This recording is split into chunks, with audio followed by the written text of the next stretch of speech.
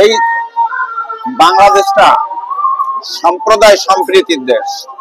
বাংলাদেশ জাতীয়তাবাদী দল সম্প্রদায় সম্প্রীতিতে বিশ্বাস করে। তার উদাহরণ,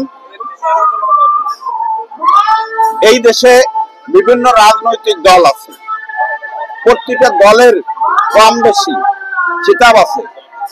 কোন কোন দলকে বলা হয় স্বৈরাচার উপাধি দেওয়া হয়েছে, কোন কোন দলকে রাজাকার উপাধি দেওয়া হয়েছে, কোন কোন দলকে ফ্যাসিস্ট স্বৈরা শাসক বলে আখ্যায়িত করা হয়েছে।